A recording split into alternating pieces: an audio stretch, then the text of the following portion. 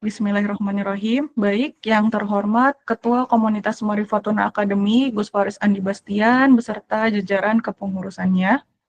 Yang saya hormati Ustadz Muhammad Syihabuddin Alawi, selaku narasumber kita pada malam hari ini. Yang saya muliakan korek kita pada malam hari ini, Ustadz Ion.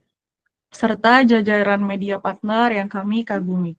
Dan yang saya banggakan seluruh teman-teman yang hadir pada kesempatan kita pada malam hari ini.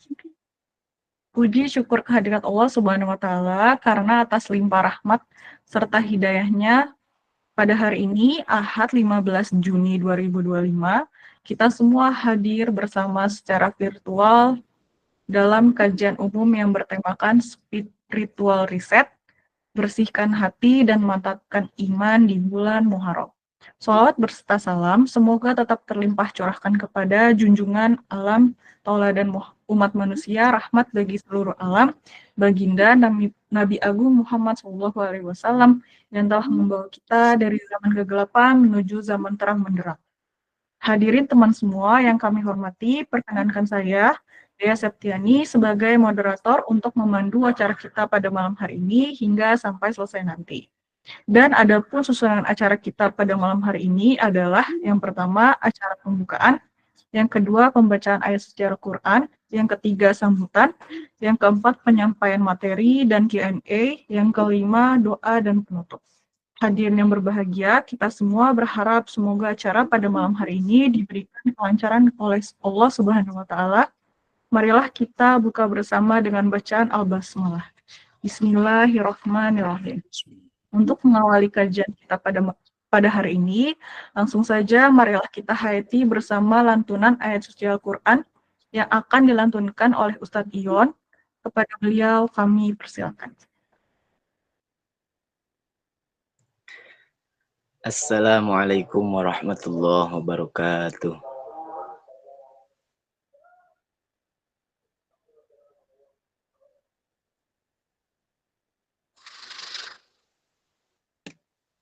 A'udzu billahi minasy syaithanir rajim.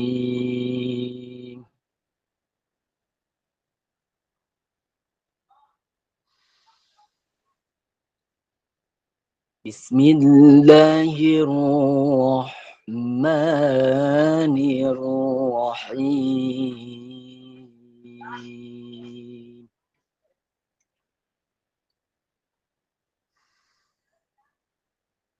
Inna iddatash syuhuri 'indallahi 12 syahra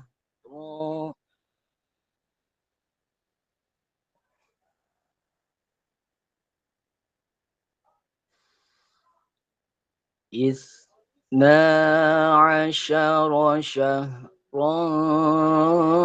fi kitabillah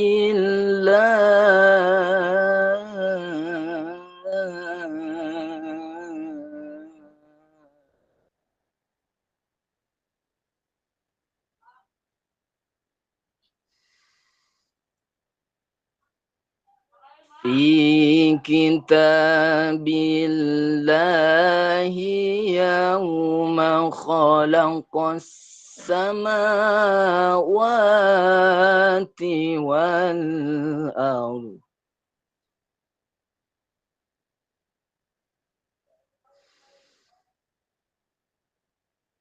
yawma khalaqas samawati wal arda minha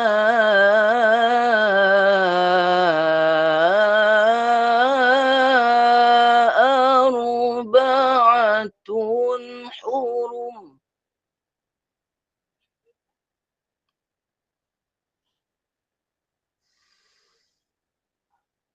Dzalika ad-dinul qayyim fala tadhlimu fihinna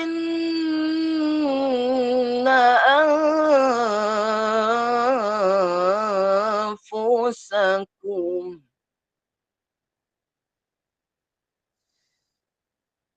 فلا تظلموا فيهن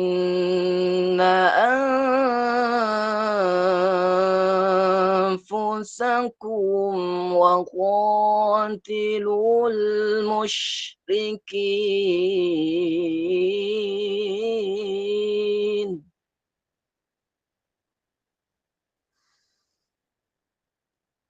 وقاتلوا المشركين كافة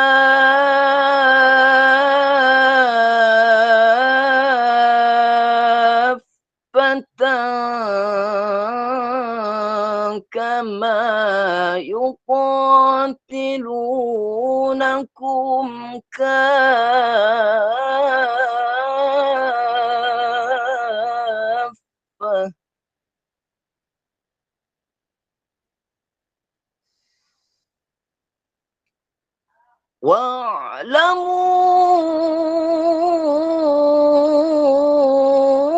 واعلموا أن الله مع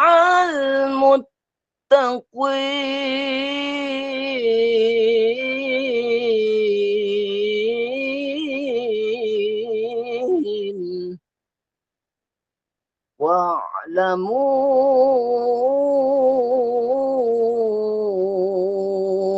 أن الله مع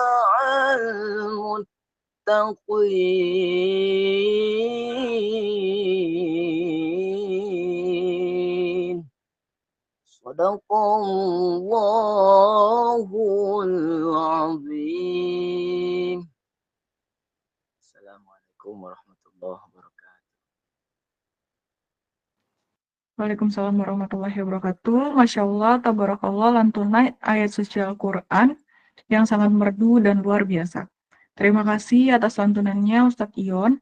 Beranjak ke acara berikutnya, merupakan sambutan.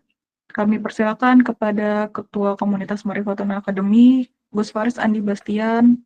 Kami persilakan.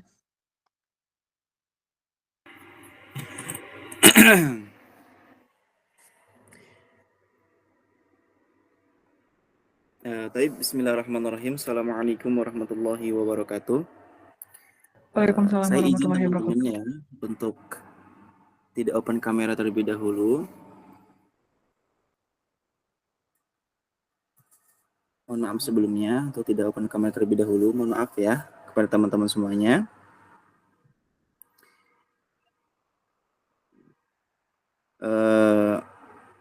Kita sekarang bismillahirrahmanirrahim.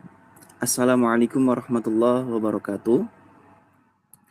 Alhamdulillahilladzi qad wafaqa lil ilmi khaira khalqihi wal tuqa atanahas qulubuhum min hawi wa min admi syanihim wa tahwihi wa usribat ma'na dhammi lisani. Allahumma salli ala Muhammadil Fatih lima aghliqa al khatimi lima sabaq nasril haqqi bil haqqi wal hadi ila siratikal mustaqim wa ala alihi haqqa qadri wa miqdaril azim. Amma ba'd. Yang saya hormati seluruh jajaran kepengurusan di Komunitas Ma'rifatun Academy. Yang saya hormati pula Al-Mukarram Al-Ustadz Alawi LC. Yang saya hormati, yang saya banggakan, yang selalu saya doakan juga teman-teman semuanya yang hadir pada malam hari ini di kajian Ma'rifatun Academy. Teman-teman semuanya, ini adalah awal di mana kajian di bulan Juni ini, yang mana menjadi awal dan akan ada kajian selanjutnya.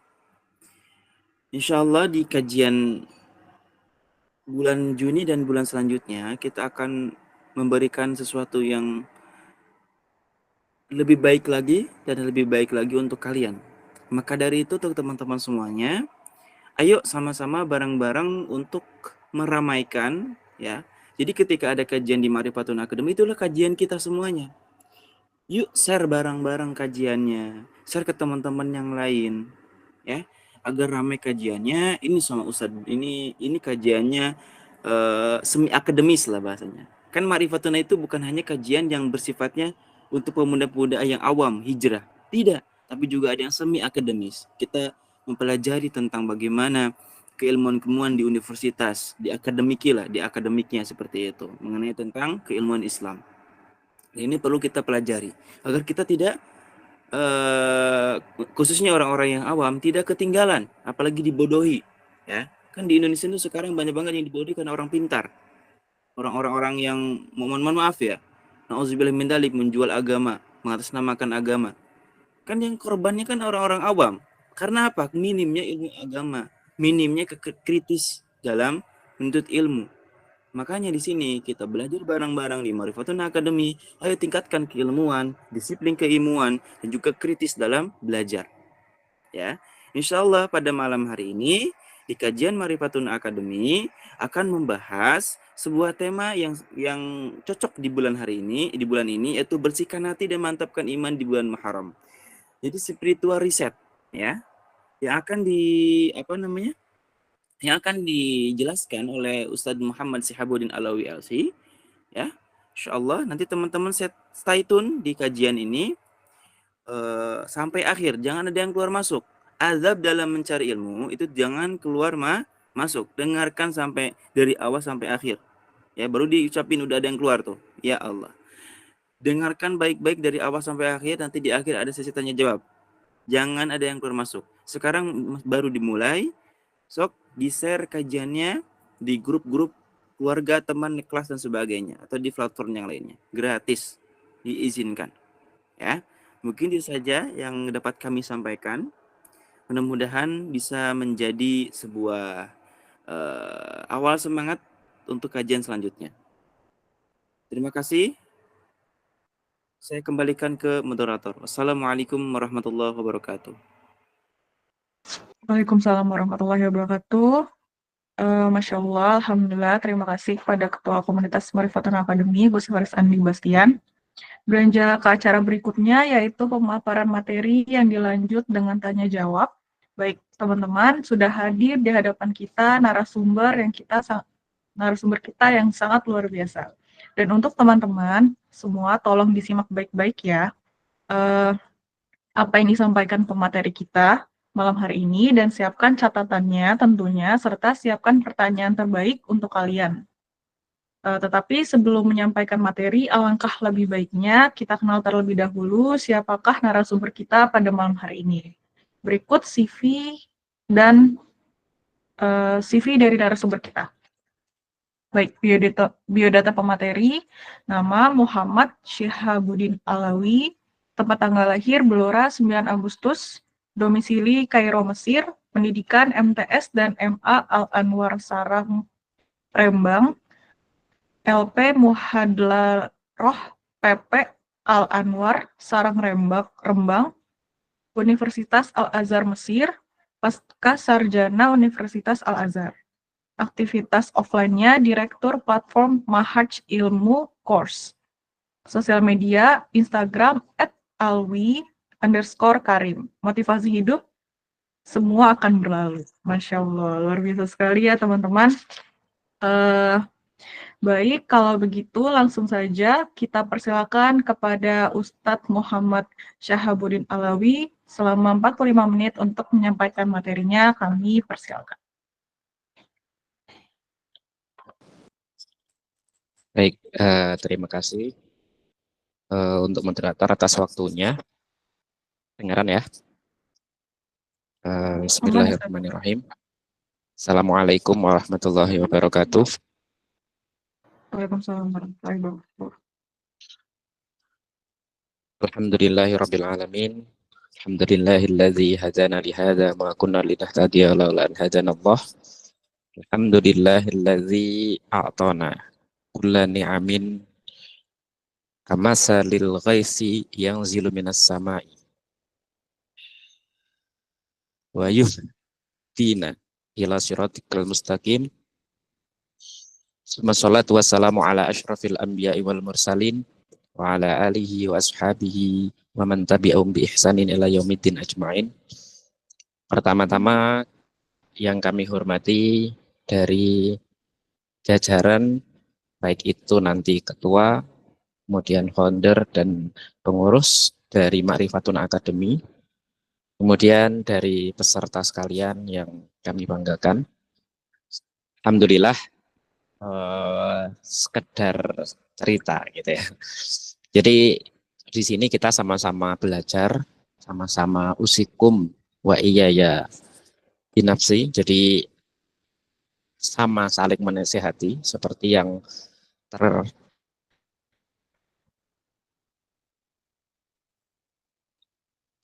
terdapat dalam Al-Quran, bahwa di dalam surat Al-Asr kita diperintahkan untuk saling menasihati, untuk saling memberitahu gitu ya. Karena ketika kita mengetahui ada teman kita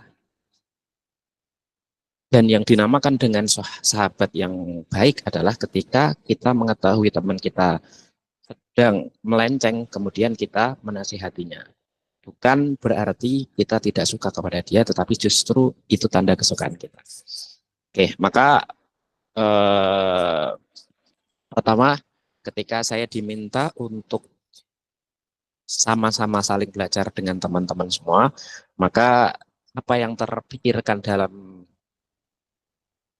prinsip saya yaitu adalah ketika ada seseorang yang ingin untuk ngambil ilmu, ingin untuk belajar bersama, maka harapan saya seperti halnya man sanna sunnatan hasanatan falahu ajruha wa ajru man amila biha. Maka ketika kita menularkan ilmu tersebut gitu ya, kepada orang lain, maka harapannya adalah ilmu yang kita dapatkan tadi ketika sudah meresap di teman-teman sekalian akan dipraktekkan juga kepada teman-teman, dari teman-teman menyebarkan kepada teman-teman yang lain ila yaumil qiyamah. Maka hal tersebut yang kemudian saya ikut mendapatkan pahala jariahnya. Salah satunya adalah al ilmu yuntafa'u. Oke. Dari namanya saja itu sudah ma'rifatuna ya. Jadi ma'rifatuna ini pengetahuan yang dalam berbagai macam literatur pengetahuan ini kata-katanya disebutkan di dalam Al-Quran dengan berbagai macam versi gitu ya. Nah di dalam Al-Quran semua menyuruh kita untuk berpikir, menyuruh kita untuk mencari ilmu, itu akhir-akhirnya adalah ma'rifah. Oke, sekarang kita berlanjut kepada temanya, yaitu adalah tema tentang bagaimana cara kita untuk mengawali awal tahun Hijriah. Nah, memang berbagai macam hal seyogyanya gitu ya, kita menggunakan tahun Hijriah ini.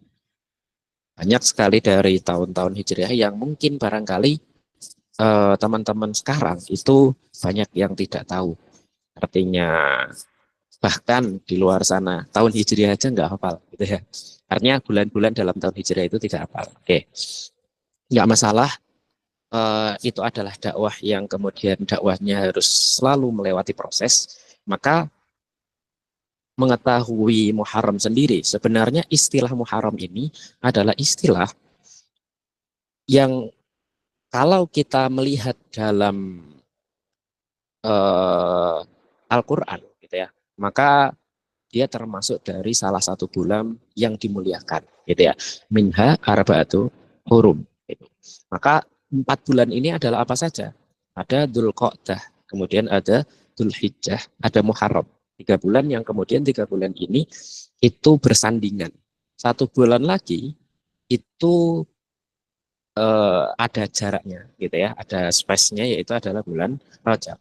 Maka kalau kita melihat bulan-bulan yang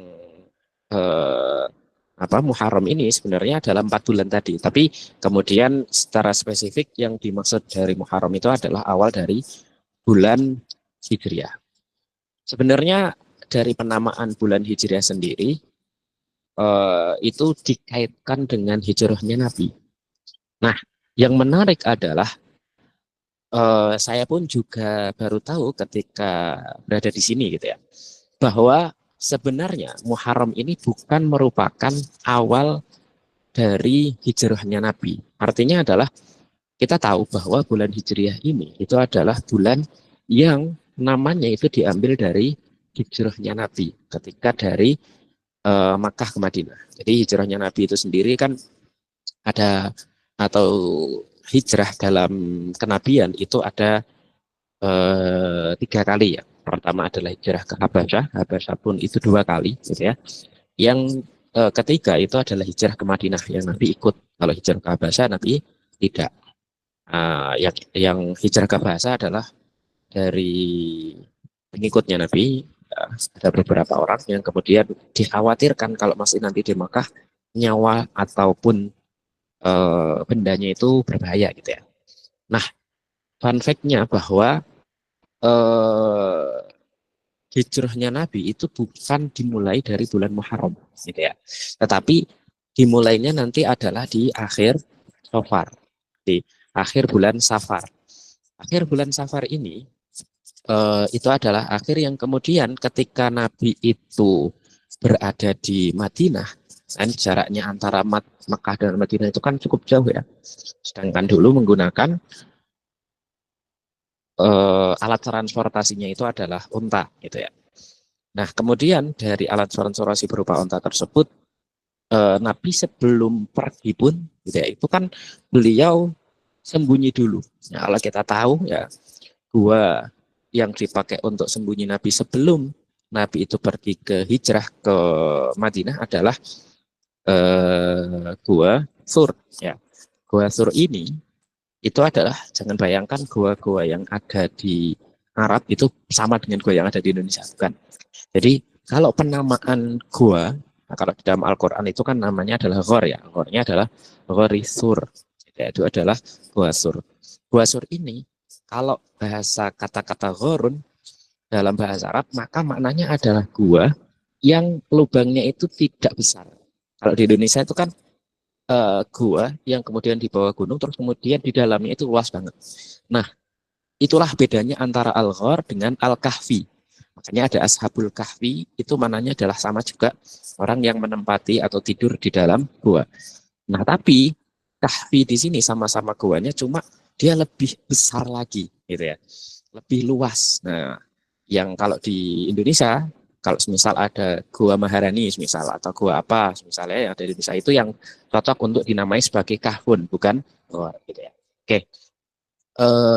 Kalau kita tahu bahwasanya betapa hijrahnya Nabi ini dari Mekah kemudian ke Madinah itu betapa begitu sulitnya, betapa kita tahu bahwasanya taruhannya adalah nyawa, gitu ya. Betapa taruhannya adalah harta dari mereka yang para orang-orang tersebut hijrah itu ditinggalkan. Karena apa? Karena pain di bawah gitu, karena jaraknya antara Mekah dengan Madinah itu panjang. Sedangkan kalau nanti di bawah, orang-orang Makkah pada saat itu begitu gencar untuk selalu meniti jalan dari orang-orang Islam yang mau untuk hijrah gitu. Mereka mau melarikan diri, tapi banyak dari ternyata keluarga-keluarga mereka itu masih tinggal, beberapa di antaranya masih tinggal di Mekah. Jadi ada yang memang sengaja dari orang-orang kafir Quraisy itu membiarkan beberapa keluarganya itu tidak boleh untuk ikut hijrah ke Madinah. Ada yang nanti dipisahkannya dari keluarga itu berupa suaminya boleh pergi ke Madinah, tapi istrinya harus di sini, gitu ya. Karena dari pihak keluarga istri itu nggak mau, gitu ya, karena mereka masih dari keturunan kafir Quraisy. Terus kemudian ada yang kemudian kedua orang tuanya bisa pergi ke Madinah, tapi ternyata anaknya yang nggak boleh dibawa, gitu.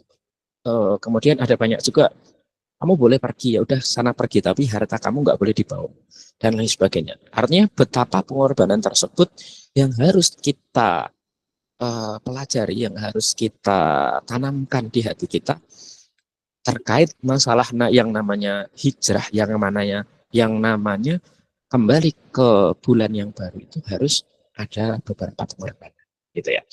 Maka kalau kita lihat gua yang tadi beliau itu pakai untuk bersembunyi, itu memang sengaja. Kalau nanti kita lihat petanya ya, dia itu Nabi itu justru nanti menggunakan jalan tersebut itu putar balik, gitu ya. Yang harusnya itu bahasanya kalau dari Jakarta menuju ke Semarang misal, maka kan lewatnya adalah lewat jalan tol. Tapi Nabi ketika mau ke Semarang misal, itu tidak lewat langsung ke tol itu, tapi lewatnya ke Banten dulu, terus kemudian lewat jalur yang bagian selatan. Jadi harus muter dulu. Kenapa? Karena kalau nanti lewat jalan seperti biasanya, pasti mereka orang kafir Quraisy itu punya mata-mata, punya orang pembunuh bayaran yang disewa untuk apa? Untuk langsung mengejar Nabi. Sehingga itu adalah salah satu taktik. Ya. Sehingga beliau di sana dulu.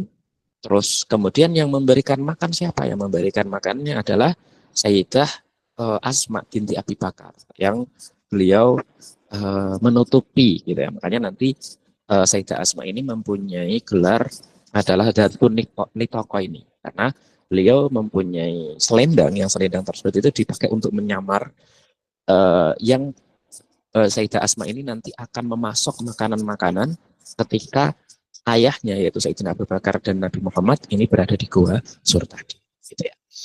Setelah itu perjalanannya pun juga tidak pendek, tetapi 3 hari 3 malam, gitu ya.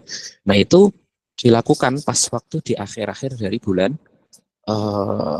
Safar, sehingga ketika sampai di Madinah Nabi sudah masuk ke bulan Rabiul Awal. Nah inilah yang kemudian nanti sebenarnya kalau kita melihat secara hijrahnya, kalau itu diambil dari bulan hijrahnya, maka hijrahnya ini bukan di bulan Muharram, kemudian tapi di bulan Safar, atau sampainya di Madinah atau akhir Safar, atau sampainya di Madinah adalah bulan Rabiul Awal. Kemudian itu salah satu ya sejarahnya. Kemudian selanjutnya yaitu kalau kita melihat lagi, kenapa kok kemudian penetapannya adalah di bulan Muharram? Nah itu baru ditetapkan ketika zamannya Khalifah atau Sayyidina Umar bin Khattab. Gitu ya. Jadi ditetapkan kenapa kok Muharram? Karena ketika Muharram itu adalah bulan di mana orang ini sudah menetapkan atau sudah selesai dari hajinya, sehingga sempurnalah, gitu ya, sempurnalah ibadah dari orang-orang Muslim. Sholat syahadat sudah, sholat sudah, kemudian puasa sudah, zakat sudah, dan terakhir adalah haji. Maka setelah sempurna ini kembali ke awal, itu adalah setelahnya di bulan Muharram, gitu ya. Nah itu salah satu, gitu ya, yang ketika kita kembali kepada bulan Muharram tersebut, harapannya orang-orang yang haji tersebut hajinya mabrur, itu mempengaruhi akhlaknya, mempengaruhi syariatnya, mempengaruhi masyarakat yang ada. Kemudian apa saja yang harus kita lakukan, gitu, sehingga untuk mempersiapkan bulan ini adalah bulan di mana kalau kita melihat awalnya, gitu ya, maka awalu bimurikoh kafan itu fanihayatu mujrikoh. Siapa yang kalau awalnya ini sudah menyala, gitu ya, menyala bangku, gitu ya, di awal-awal bulannya, maka di akhirnya juga nanti akan bersinar musyrikoh. Penting kita harus mengawali sebuah tahun atau mengawali bulan di Muharram tersebut dengan hal-hal yang bagus. Apa saja yang harus kita tetapkan dan juga harus kita mulai rancang, gitu ya, beberapa strategi-strategi tersebut, karena kalau kita melihat, gitu ya, kita itu harus penuh dengan strategi. Banyak dari orang yang udahlah hidupnya berjalan sesuai, iya memang berjalan sesuai, tapi Nabi ketika tadi keluar saja itu sudah menggunakan strategi, ya kan? Bahkan sebelum itu Nabi ketika mau keluar, gitu ya, Nabi sudah mempersiapkan Sayyidina Ali untuk menempati tempat tidurnya, gitu ya, agar orang-orang ngira, oh ketika dilihat ternyata masih ada ruang tidur. Bayangkan kalau orang-orang dulu itu mudah untuk dicek, gitu ya, karena ya rumah-rumahnya orang dulu adalah rumah-rumah yang mudah atau ketahuan lah, ya, orangnya lagi di dalam, orangnya enggak. Oke. Nah, itu harus penuh dengan strategi. Apa saja strategi yang harus kita tetapkan, harus kita siapkan? Yang pertama adalah niat. Paling penting dalam semuanya itu adalah niat. Betapa kalau kita melihat ya dalam berbagai macam kitab, dalam berbagai macam hal, apalagi mudahnya lah kita lihat dalam beberapa kitab-kitab seperti Ta'lim Muta'alim, kemudian kitab Arba'in Nawawi, ya, maka pembahasan yang awalnya adalah membahas terkait niat. Innamal a'malu binniyat, gitu ya. Maka niat ini sangat penting, bahkan di situ semua pekerjaan itu tergantung dari niatnya. Kalau ada pekerjaan yang biasa saja, tetapi ternyata kita niatnya adalah niat yang bagus, bisa saja Allah memberikan hal tersebut itu bernilai ibadah, gitu ya. Betapa dari para ulama mengatakan, salah satunya adalah Imam Az-Zarnuji mengatakan, Kamin amalin yatasawwaru bi surati a'malid dunya bi husnin niyati, dengan bagusnya niat maka fayasiru min a'lalil akhirah. Banyak sekali dari amal-amal yang kelihatannya secara dohirnya gitu ya, itu adalah bernilai dunia, tetap dengan baiknya niat, dengan bagusnya niat, maka fayasiru min a'malil akhirah, menjadi amal akhirat. Dan sebalik daripada itu, kam min amalin yatasawwaru bi surati a'malil akhirah bisu'in niyati, dengan buruknya niat maka fayasiru min a'malid dunya. Betapa orang sholat, tapi ketika sholatnya itu untuk niat agar apa? Agar dipuji oleh calon mertuanya, gitu ya, atau dipuji oleh teman-temannya, sehingga teman-temannya mengatakan, oh orang itu sholatnya bagus banget ya, sholatnya bagus banget ya, dan sebagainya. Maka banyak dari hal-hal tersebut yang kemudian nanti bisa berlaku sebagai amal dunia. Artinya apa? Hanya amal sekedar gerak saja, tapi tidak mendapatkan nanti pahalanya di akhirat. Betapa banyak dari amal-amal orang tujuannya adalah apa? Agar mengajarkan hal-hal yang baik ini, agar mengajarkan semisal hanya makan, tapi makannya ini untuk apa? Untuk dipakai agar orangnya kuat dalam melaksanakan ibadah, orangnya kuat dalam belajar, gitu ya. Karena orang ketika nanti belajar tapi belum makan, itu kan juga kadang mengganggu ya. Jadi ketika sudah makan dengan cukup, maka itu juga bisa menjadi power kita, juga bisa menjadi tambahan tenaga kita untuk kita bisa berpikir. Nah, kadang berpikir itu energi. Kemudian kita makan agar apa? Agar nanti ada unsur atau membantu terhadap ibadah sholat kita, ibadah aktivitas kita dengan orang lain, atau bahasanya adalah sosial kita dengan orang lain. Nah, itu yang kemudian nanti bisa berpengaruh. Padahal hanya dari, makanya dari ulama ada yang kemudian menukil bahwasanya niatul mukmin khairun min amalihi, bahwa niat seorang mukmin itu bahkan ada yang lebih baik daripada sekedar amal. Gitu ya.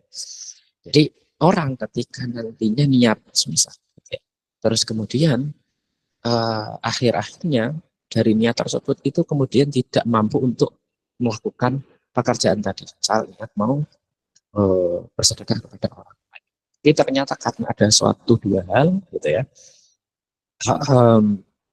mungkin gitu ya, karena uangnya nggak cukup lah, gitu ya, karena uangnya harus dikasihkan nafkah kepada keluarganya, justru dengan niat tersebut itu sudah lebih bagus daripada nanti ketika dia mengamalkannya malah keluarganya tidak tercukupi, ya, dan lain sebagainya. Itu bahkan niat seseorang itu kadang lebih baik daripada materi.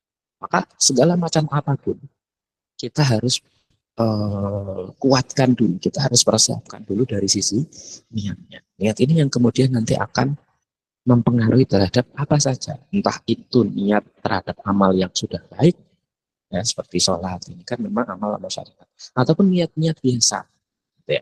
Kita seperti ini, niat untuk kita belajar, itu secara tidak langsung kita juga bisa niati kita sudah bagus berada di tempat seperti ini, circle seperti ini, di dalam waktu dan juga keadaan seperti ini, dibanding malam-malam kayak gini, gitu ya. Apalagi sekarang adalah malam apa? Malam Ahad ya, malam Minggu ya, gitu. Dibanding yang kemudian keluar dengan pacar di sana, gitu ya. Kemudian pacaran lah dan lain sebagainya lah, atau hanya sekedar menghabiskan waktu yang tidak ada manfaat, gitu. Itu jelas gitu ya. Nah, kalau kita niatkan seperti itu, betapa pahalanya akan double-double gitu ya.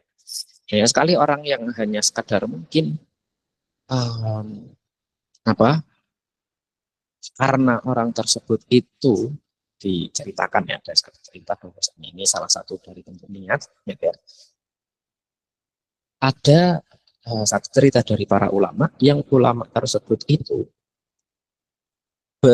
tidur gitu ya, tidurnya ulama ini tidur di satu masjid atau satu musola, di mana ketika beliau tidur di pintu gerbangnya masjid gitu ya, dan di depan atau di soft pertama gitu ya, itu ada orang jahalah gitu ya, biasa ya, siapa yang kemudian dia sholat. Tetapi kemudian dari hikmah yang kita bisa didapatkan adalah ketika ada setan yang ingin untuk menggoda orang yang ada di depan tadi, tetapi dia nggak bisa. Terus kemudian ditanya, kenapa kok nggak bisa? Karena ternyata gara-gara ada orang alim yang berada di pintu tersebut. Kenapa kok orang alim itu yang kemudian menghalangi setan tadi untuk bisa menggoda orang yang sedang sholat tadi? Karena tidurnya orang alim itu pun adalah tidur yang ada niatnya. Jadi orang alim itu adalah orang yang tidurnya itu sebelum tidurnya sudah berdoa, sudah merefleksi diri, sudah membersihkan hati-hatinya dari berbagai macam kedengkian, sudah membersihkan dirinya dari berbagai macam rasa marah, gitu ya. Dan ada niat yang niat tersebut itu dipakai atau untuk satu, bahwasanya tidur itu adalah min ayatillah. Kalau orang itu tidak bisa tidur atau sekarang insomnia ya, itu banyak sekali. Maka orang tersebut malah justru orang yang harus meminum obat ya untuk bisa dia tidur. Orang mau tidur aja loh kalau sekarang ya. Orang mau tidur saja itu harus minum atau harus beli obat yang mahal dulu. Kalau kita kan ya udah tidur aja gitu. Betapa tidur ini juga termasuk dalam kekuasaan Allah. Mak memahami seperti itu. Kemudian tidur juga bisa menguatkan orang ketika sudah rest lagi nanti.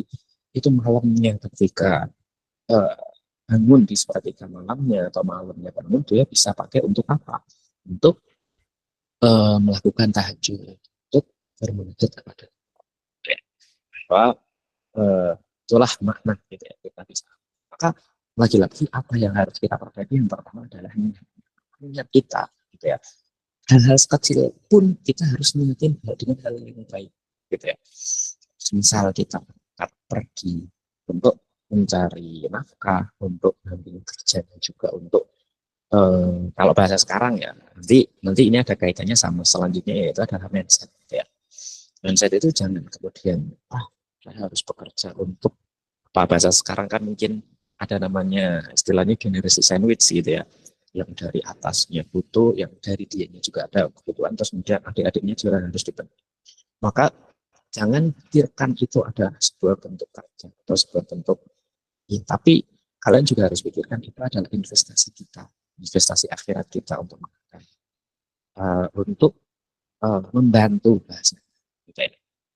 Oke, itu nanti tentang mindset. Kemudian yang kedua adalah harus niat itu juga harus dibuktikan dengan amal. Amal ini itu adalah sesuatu yang harus diusahakan. Dalam permasalahan amal ada beberapa kriteria. Tidak harus banyaknya amal, tapi yang terpenting adalah apa?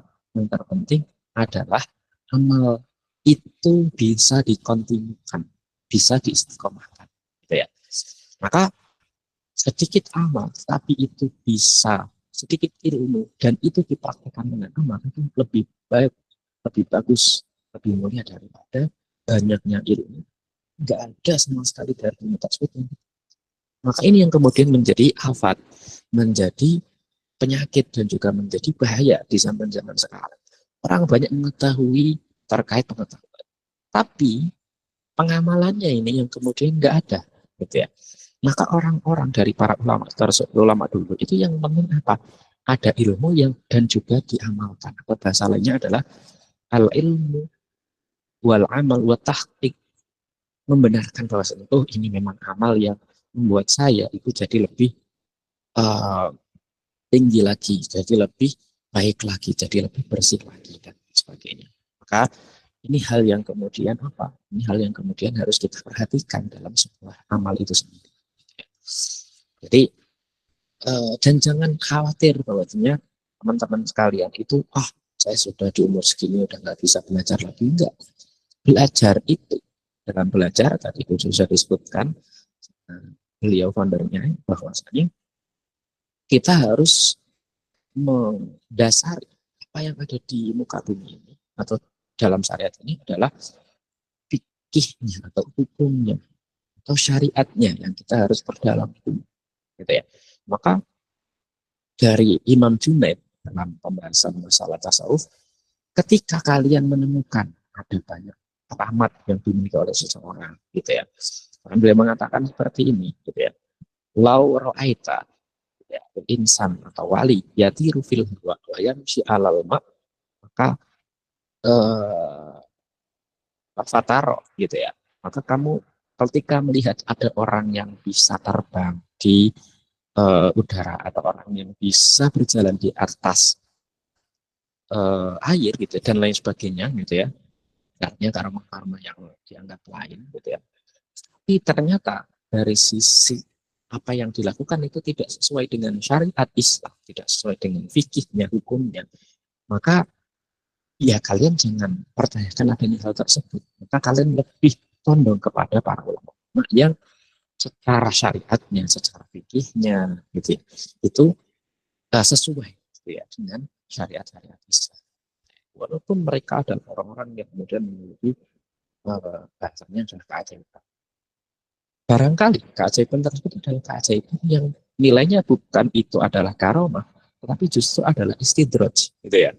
Istidraj itu adalah seakan-akan itu baik, padahal itu menguji makhluknya saja. Coba kamu ketika hanya dari sisi ini tapi tidak sesuai dengan syariat, kamu mau? Itu adalah sebuah ujian justru, gitu ya. Oke. Kemudian selanjutnya adalah yang namanya tadi belajar itu enggak harus saya sudah waktunya umurnya segini udah nggak bisa belajar lagi. Enggak, tidak ada kata terlambat, gitu ya.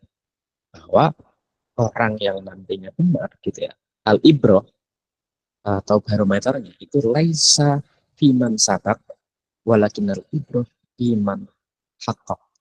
Jadi ibrohnya atau bahasanya adalah barometernya, tolak ukurnya itu bukan kepada orang yang pertama, siapa yang lebih dulu belajar.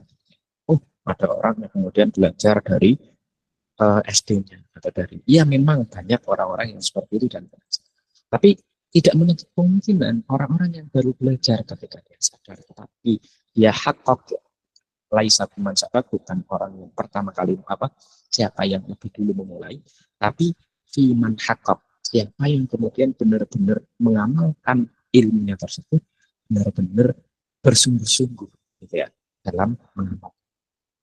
Nah, kita harus tetap selalu semangat, selalu apapun, entah itu kebaikan sekecil apapun, kita harus selalu mengutamakan hal tersebut. Ya, kalau kita tidak bisa melakukannya, paling tidak kita berdoa. Ya, saya punya guru yang ada di sini, dia adalah guru dalam spiritual kami salah satunya. Bahkan beliau dalam ketika sedang berjalan kemudian menemukan ada seorang pengemis, maka jangan sampai dihardik, jangan sampai ditumpa dan sebagainya. Biarkan saja, kalau memang kalian tidak suka, kalian jalan aja, gitu ya.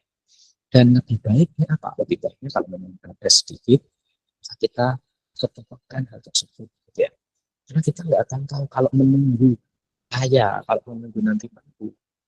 Barangkali justru ketika kita dalam keadaan tersebut nanti nggak sedekah, gitu ya.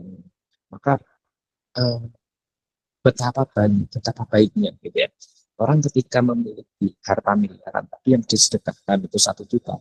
1 juta itu berapa persennya dari miliar tersebut? Dibanding orang yang salah satu ada orang desa memiliki 2 ekor ayam dan ada temannya datang, disembelihlah 1 ayam. Nah, kalau kita melihat 1 ayam ini berarti kan 50%, setengah dari hartanya. Jadi ada setengah harta yang disedekahkan. Gitu. Maka walaupun sedikit, ini kita harus mengamalkan, gitu ya, mengamalkan apa yang kita miliki, entah itu ilmu, entah itu entah itu apa. Kalau memang tidak bisa, maka beliau bilang bagaimana? Maka kalian doakan saja, doakan orang-orang tersebut, orang-orang pengemis tersebut, agar apa? Agar mendapatkan rezeki. Itu adalah hal-hal yang kepedulian kita, solidaritas kita kepada sesama umat, ya, kemanusiaan kita kepada. Maka satu itu tadi yang penting adalah amal yang harus kita praktekkan. Ya. Kemudian apa yang selanjutnya kita harus melakukan, yaitu adalah mindset berpikir. Prioritas utama kita itu jangan menurut keinginan orang-orang. Nah, salah sekarang adalah jangan nurutin apa kata netizen, gitu ya. Tapi prioritas kita adalah kita berjuang, kita melakukan sesuatu itu karena Allah. Artinya apa? Imam Syafi'i pernah dikasih tahu, karena pas waktu Imam Syafi'i itu kan orang sini. Dulunya beliau itu di Baghdad, Irak, kemudian pindah ke Mesir. Beliau ketika berada di Mesir, Mesir itu pada saat itu adalah madhab yang terkenalnya adalah madhab Maliki. Beliau datang membawa sendiri, gitu ya. Dan itu jelas berbanding terbalik antara madhab Syafi'i dengan madhab Maliki. Bayangkan, ibarat kalau di Indonesia mungkin dihujat banyak orang, gitu ya. Tapi apa jawaban dari Imam Syafi'i? Man karihaka, orang yang benci sama kamu itu justru malah bagus, gitu ya. Karena li'annahu atlaqaka min syai'in. Karena orang-orang ini justru membebaskan kamu dari hal-hal yang lain. Ibaratnya adalah kalau ada orang benci sama kamu, itu kan orang akan sungkan sama kalian, gitu ya, untuk minta kalian, gitu ya, untuk minta dibelikan apa. Atau misal pinjam dulu 100 gitu ya.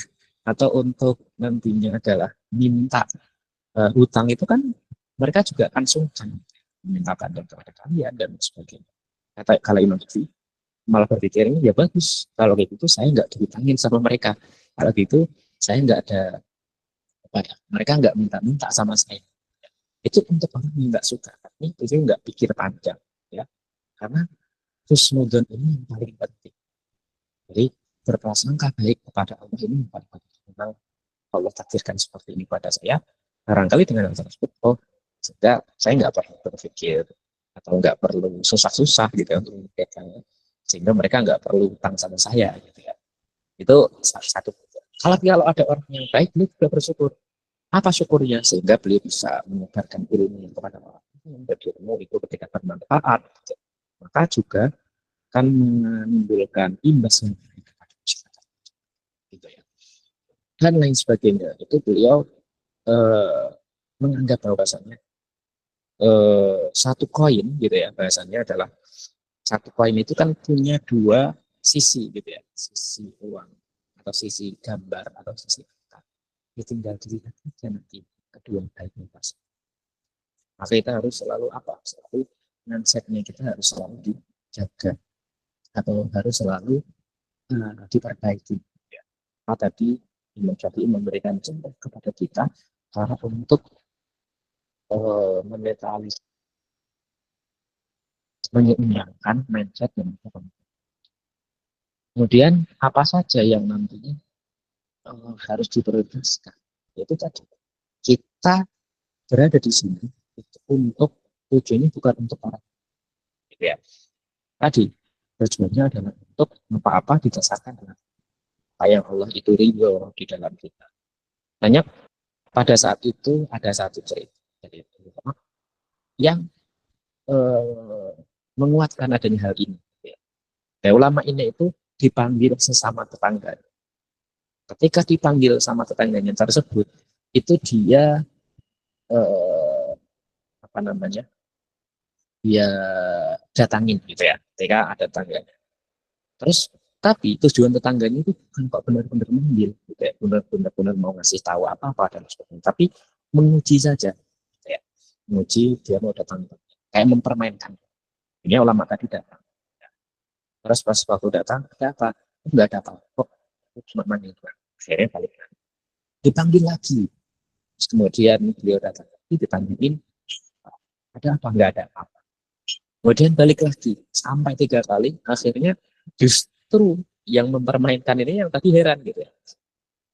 Wahai Syekh, gitu ya, apa kok engkau ini saya panggil tapi tetap datang? Padahal saya itu tahu gitu, saya itu mempermainkan kamu dalam masalah ini. Manggil tapi nggak ada maksud apa-apa. Apa yang dijawab sama Syekh tadi? Ini salah kalau seperti itu. Saya manggil ini tadi itu bukan untuk atas dasar karena kamu, gitu. Tapi karena ada perintah Allah yang berikan bahwa ada sesama tetangga itu harus saling berbuat baik, gitu ya. Maka na yu'minu billahi wal yawmil akhir, maka falyukrim dayfahu. Dalam hadisnya, barang siapa yang kemudian iman kepada Allah dan Rasulnya, maka harus apa? Memuliakan tetangganya. Salah satunya benar.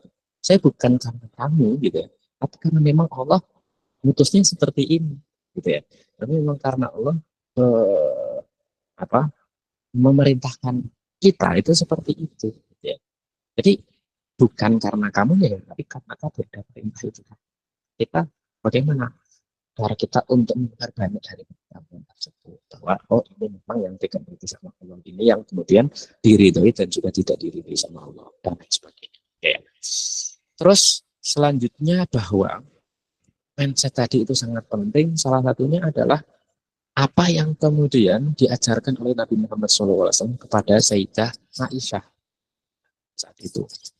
Ketika Nabi bertanya, saat itu ya Sayyidah Aisyah, katakanlah kalau zaman sekarang itu, oh iya jajan yang kemarin atau bahasanya adalah martabak yang kemarin itu masih ada apa enggak? Aku kok pengen makan. Akhirnya Sayyidah Aisyah bilang, sudah enggak ada ya Rasulullah. Itu sudah saya kasihkan kepada orang lain. Apa jawaban dari Nabi Muhammad SAW?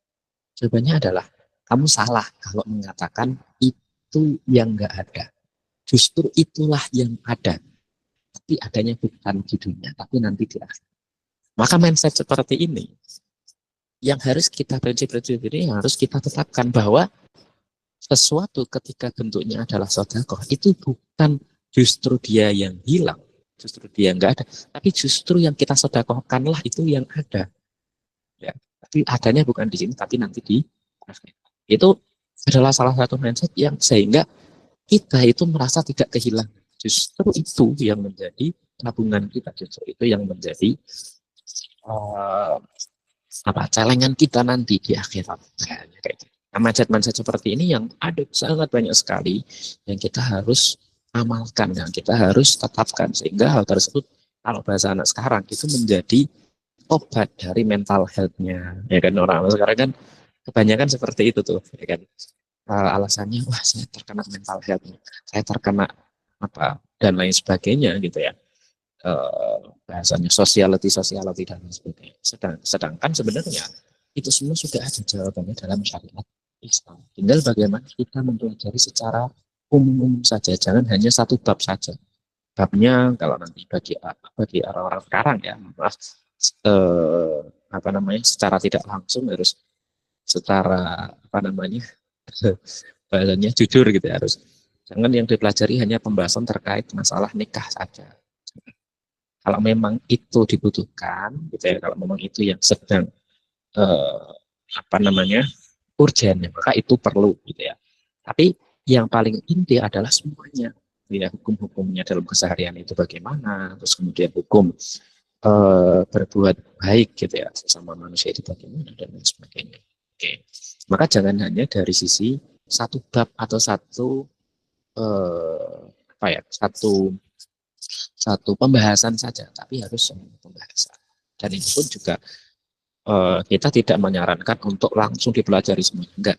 Tetapi semuanya adalah sesuai proses tadi sedikit, tapi yang penting itu diamalkan, itu nanti akan berimbas lama-lama kepada pengetahuan kita yang semakin banyak. Kemudian selanjutnya adalah selain dari mengetahui hal tersebut tadi, maka apa yang harus kita lakukan? Kita harus memperbanyak hal-hal positif. Seperti halnya kita, gitu ya.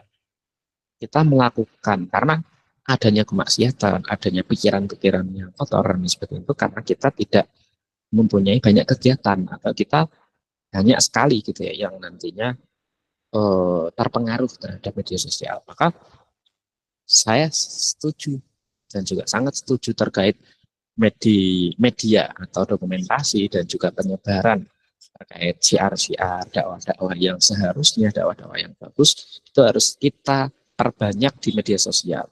Karena kalau tidak itu akan terkalahkan dengan apa konten-konten yang tidak mendidik, konten-konten yang yang bahasanya adalah mempertontonkan berbagai macam yang tidak seharusnya, yang di luar dari syariat. Oke, memang gitu ya. Salah satunya dengan apa? Dengan memperbanyak konten-konten kita juga, dengan memperbanyak komunitas-komunitas yang baik-baik juga, mendukung sesama yang baik, gitu ya. Tidak langsung menjudge sesuatu. Nah, kita pun gitu ya, semakin banyak kita mengetahui ilmu, kita tidak akan menjudge, tidak akan menghukumi orang lain itu dengan langsung buruk atau langsung apa. Maka makin banyak ilmu yang kita tahu, maka semakin banyak juga gitu ya yang kita gali, sehingga kita tidak kaget, oh ternyata kenapa kok ini berbeda, karena ada perbedaan pendapat di antara ulama. Dengan cara apa kita tahu tersebut? Maka fasalu ahla dzikri in kuntum la ta'lam. Ayatnya Allah berfirman, tanyakanlah kepada orang-orang yang ahli dzikirannya, orang-orang yang lebih tahu, orang-orang yang alim, orang-orang yang tahu dalam kapasitasnya, dalam kursusnya gitu ya. In kuntum la ta'lamun, kalau kamu tidak mengetahui hal tersebut.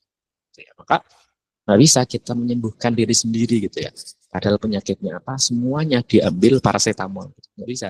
Kita tetap harus ke dokter untuk mengetahui penyakit kita itu apa, ada gejalanya. Pun seperti itu juga dalam syariat. Ketika kita penyakitnya adalah sering marah-marah, maka kita harus tanya juga, kira-kira apa ya, gitu ya, marah-marah tersebut pada orang yang lebih tahu terhadap kita, lebih berpengalaman. Oh ternyata obatnya adalah seperti ini, dicoba seperti ini dan sebagainya. Nah, itu yang kemudian hal-hal yang seperti ini yang sifatnya adalah apa? Komunitas-komunitas, kemudian komunitas ini harus kita gitu ya. Terus kemudian apa yang kita harus tambahkan setelahnya, yaitu adalah membenahi dan juga memperbanyak adanya doa dan juga tawakal kita. Usaha kita harus diperbanyak dan sekaligus doanya itu juga harus ditambahkan juga. Karena banyak sekali ketika kita sudah mengatur sedemikian rupa, kita sudah mempunyai rencana sedemikian rupa gitu ya. Tapi ingat bahwasanya rencana kita dengan rencana Allah itu berbeda. Gitu ya. Karena banyak sekali dari berbagai macam kejadian, dari kejadian tersebut, itu Allah yang lebih tahu tentu. Apa yang kita rencanakan, yang kita anggap baik. Terkadang itu digagalkan sama Allah. Karena Allah tahu, kalau nanti rencana tersebut ternyata berhasil, memang awalnya akan bagus. Tapi lama-kelamaan ternyata itu mendoroti terhadap kita, gitu, atau membuat diri kita itu nanti akan hancur, atau akan terjerumus pada kesesatan dan ternyata adalah hal tersebut ya. Contoh dalam banyak hal saja gitu ya, kita mau pergi misal, terus kemudian ternyata kepergian tersebut itu digagalkan, misal mau pergi kemana, banyak sekali gitu ya, yang kemudian kalau kita cek misal, mau pergi ke satu daerah, kita digagalkan adanya hal tersebut gitu ya. Tapi ternyata andaikan kok kita tadi itu pergi ke sana, entah itu nantinya di kendaraannya kita mendapatkan musibah, atau pas waktu sudah di tempatnya kita musibah, sehingga Allah lebih tahu terhadap takdir yang baik bagi kita, gitu ya. Sehingga apa yang baik bagi kalian itu belum tentu baik bagi Allah. Apa yang buruk bagi kita itu juga sama, belum tentu di mata Allah, gitu ya. Banyak sekali dari para orang-orang sekarang gitu ya, yang kemudian menganggap bahwasanya apa yang dilakukan itu buruk, tetapi ternyata justru ketika dia mau untuk mengobatinya dan menyerahkan semuanya itu kepada Allah, meminta maaf, itu justru kadang hal tersebut yang kemudian menjadi tolak ukur atau menjadi apa bahasanya adalah awal gitu ya untuk dia itu memulai hidup barunya, dia itu memulai membangun berbagai macam impian-impiannya yang baik-baik kayak gitu. Tawakal dan juga doa harus juga kita tanamkan ya. Kita sudah membuat berbagai macam rencana, planning dan lain sebagainya. Terus kemudian ternyata planning tersebut itu gagal atau ada kendala. Barangkali memang tujuannya Allah ada kalanya menuju untuk kita. Makanya memang jangan-jangan gitu ya, apa yang kita lakukan ini ternyata nggak bagus gitu ya. Jangan-jangan hal-hal yang seperti ini ternyata nggak sesuai apa yang diri itu yang kita juga harus tetap terima dan fokus tujuan. Oh, mungkin memang jalannya bukan seperti ini. Oh, mungkin memang seperti ini tadi untuk menguji saya.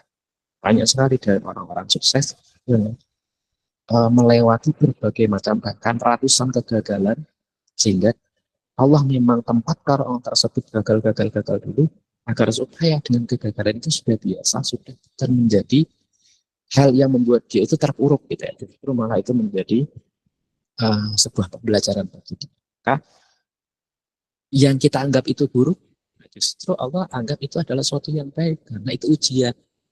Ujian itu nanti fungsinya ada dua. Yang pertama adalah untuk melebur dari dosa-dosa kita. Yang kedua memungkinkannya adalah kamu itu sudah baik, tapi kamu ingin ditingkatkan derajatnya di sisi Allah.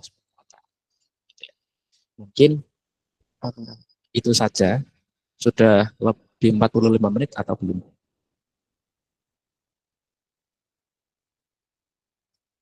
Oke, mungkin itu saja. Nanti dilanjut kalau mau cerita lebih banyak di sesi tanya jawabnya. Oke, untuk tempat kami kembalikan kepada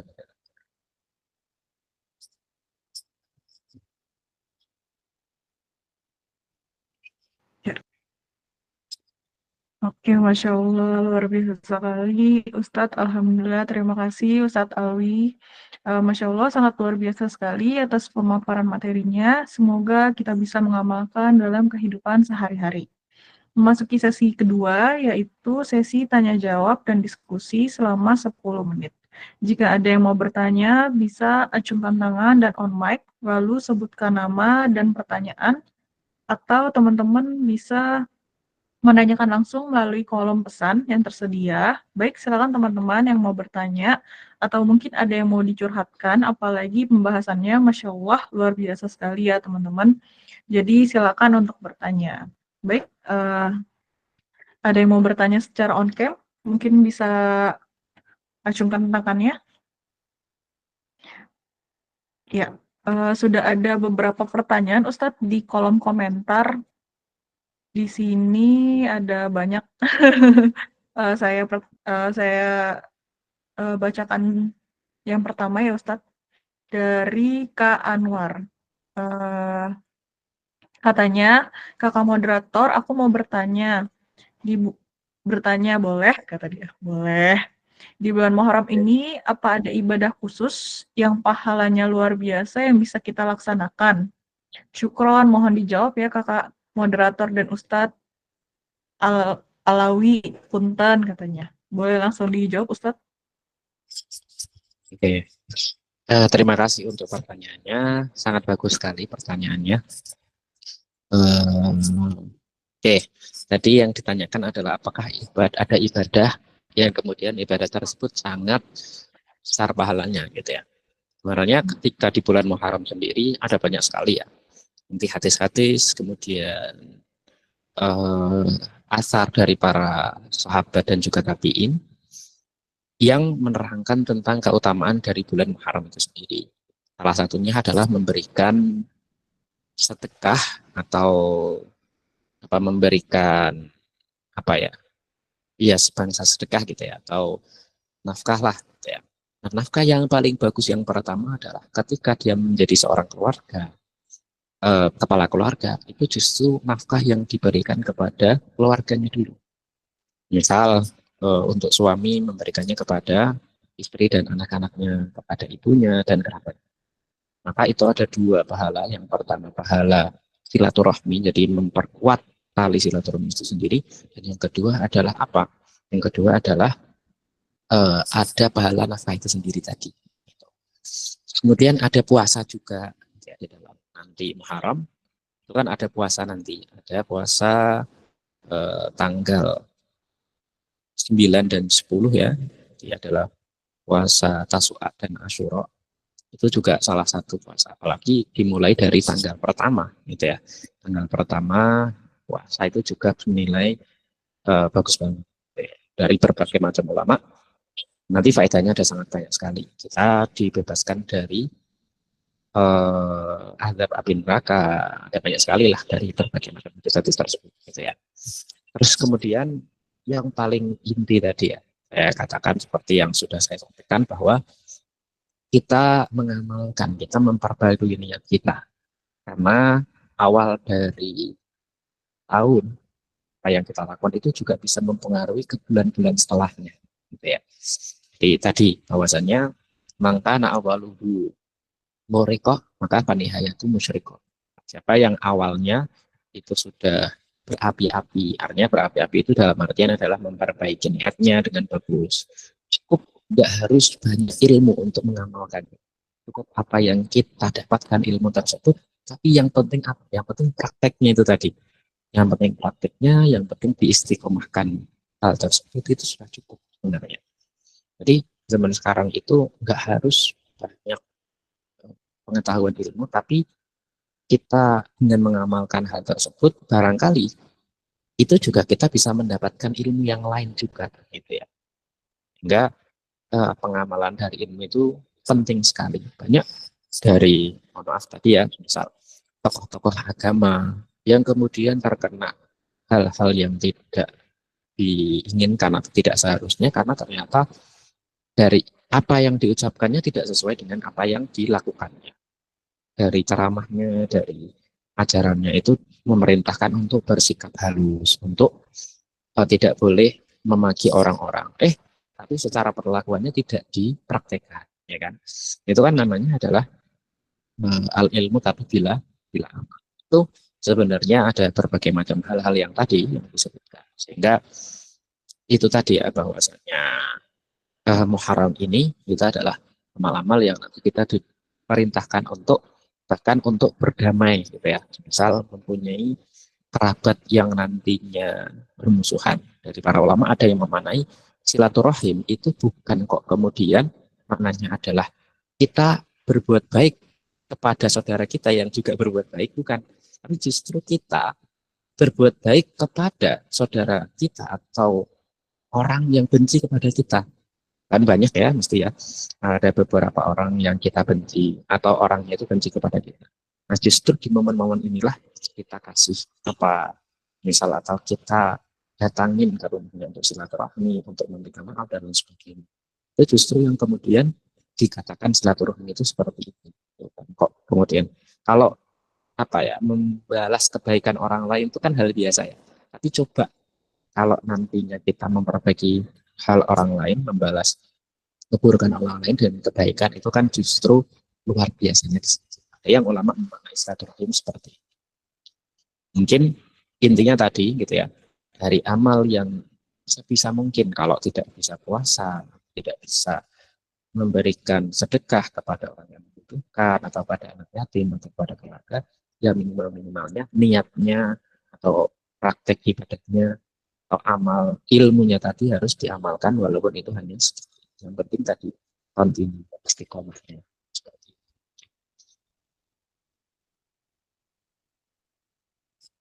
Oke, alhamdulillah. Mungkin sudah terjawab ya Kak Anwar. Baik, ada lagi Ustadz dari Kak Anwar untuk pertanyaan keduanya. Katanya, Assalamualaikum, selamat malam Kak. Mau bertanya, untuk di malam Muharram ini apa sama dengan bulan-bulan lainnya? Karena yang kita tahu seperti bulan Syawal punya keutamaannya sendiri. Apa sih keutamaan di bulan Muharram? Waalaikumsalam warahmatullahi wabarakatuh. Izin Kak, mohon dijawab Ustadz itu dari Kak Anwar. Iya, jadi kalau bulan-bulannya sama ya tadi sebenarnya sudah ikut di jawaban yang pertama ya. Jadi Kalau bulan-bulannya juga sebenarnya bulan Muharram ini itu adalah bulan yang dimana kalau kita niatkan, gitu ya, kalau kita niatkan, semisal kita niatkan juga untuk puasanya tadi, maka bulan Syawal kan juga sama. 6 hari di puasa Syawal itu nanti seakan-akan orang itu puasa 1 tahun, karena al ajru itu bi asyri amsalihah atau al amalu bi asyri amsalihah. Jadi apa yang kita lakukan itu kan 10 kali lipat pahalanya. Maka kalau 30 hari tambah 6 hari berarti ada sebanyak 36 hari. 36 kali 10 sudah 360 hari. Sama seperti halnya seakan-akan kita puasa 1 tahun penuh gitu ya. Maka sama juga seperti halnya puasa yang ada, maka itu juga puasanya adalah puasa yang bisa menghapuskan dosa-dosa kita gitu ya, menghapuskan dosa-dosa yang sebelumnya. Nah, itu kalau kita lihat nanti dari Syawal yang nanti ada fadilahnya seperti itu pun, Muharram juga sama gitu ya, secara puasanya tapi juga seperti itu gitu ya. Kalau nanti pertanyaannya mungkin nggak hanya spesifik malam ya maksudnya, tapi ibadah apa yang ada di dalam bulan tersebut, maksudnya mungkin seperti itu ya. Terus juga lagi-lagi dalam bulan Muharram ini sebenarnya dikatakan bulan Muharram karena bulan ini adalah bulan yang diharamkan untuk orang ini berperang. Ya. Jadi orang-orang Arab itu adalah orang-orang yang juga berperang, tapi juga ada batasnya kok, juga ada waktunya. Betapa ketika waktu tersebut itu masih ada peperangan, itu sangat buruk sekali, gitu ya. Dulu, ya, sebelum yang saya tahu ya, dulu sebelum mulai di tahun-tahun belum COVID ya, dulu di tahun 2000 berapa belasan, itu genjatan senjata itu ditiadakan, artinya tidak ada peperangan gitu ya antara konflik Israel dan juga Palestina ketika berada di bulan-bulan Muharram. Selebihnya daripada itu maka diperbolehkan, artinya walaupun gitu ya, kita juga tidak mengamini terhadap adanya hal tersebut, apa orang Israel yang tidak berberi kemanusiaan, maka tidak berberi kemanusiaan mereka semakin merajalela di belakangan di tahun-tahun ini. Mereka tidak memperdulikan terhadap bulan-bulan tersebut. Gitu ya. Itu adalah bulan-bulan yang dulu orang-orang Arab itu juga muliakan. Artinya betapa mulianya bulan ini sehingga pertumpahan darah tidak diperbolehkan sama sekali. Itu sehingga karena pertama darah tidak dimuliakan, kita diharuskan untuk apa? Ya tadi, untuk bersilaturahim kepada orang lain, berlaku baik atau berhubungan baik dengan orang, menjalin hubungan baik dengan orang lain. Mungkin kurang lebih jawabannya seperti itu ya. Maaf kalau nggak tepat atau tidak tepat sasaran. Mungkin bisa ditanyakan. Oke, baik. Mungkin itu Kak Anwar untuk jawaban dari pertanyaan keduanya. Mungkin sudah terjawab ya Kak Anwar. Lalu dari Kak Angga Yunanda, pertanyaannya adalah, Ustadz mau bertanya, kita sebagai manusia wajar nggak sih kalau punya keimanan naik turun? Kenapa ya hatiku bisa buat kepalaku pusing? Terus apakah meriset spiritual salah satu yang bisa menyembuhkan ya? Mohon petunjuknya Ustadz. Wassalamualaikum warahmatullahi wabarakatuh. Boleh langsung dijawab Ustadz? Iya, Naik turun keimanan ya Ustadz. Iya. Arti sepertinya ya yang nanyakan saya ini ya. Oke. Terima kasih pertanyaan dari Mas Angga Yunanda. Ya. Oke, selanjutnya adalah pertanyaan. Kalau masalah keimanan, naik dan turun itu juga wajar, gitu ya. Karena yang namanya iman memang yazid wa yanqus, itu juga memang naik dan juga memang turun. Itu adalah hal yang wajar. Maka bagaimana cara untuk merefresh keimanan tersebut lagi? Salah satunya adalah tadi dengan satu yang pertama, bahwa kita harus selalu husnudzon. Kita harus selalu husnudzon kepada Allah. Mungkin barangkali ada orang yang kemudian terkena banyak musibah. Mungkin barangkali disitulah gitu ya keimanannya itu nanti diuji. Coba keimanan seseorang ini apakah kemudian tambah naik atau justru nanti malah menuju kepada hal-hal yang eh, berlaku maksiat atau melegalkan atau menghalalkan segala cara dan sebagainya. Jadi untuk sebenarnya untuk membuat senang orang gitu ya atau membuat hati itu senang dengan keimanannya sebenarnya tergantung terhadap ekspektasi kita gitu ya. Artinya banyak kok orang yang kemudian kita harus banyak bersyukur juga gitu ya. Orang yang kemudian menginginkan posisi di kalian semua ini. Ada banyak orang yang kemudian ingin gitu ya mempunyai posisi di kalian ini, ingin mempunyai posisi dan waktu untuk bermunajat, untuk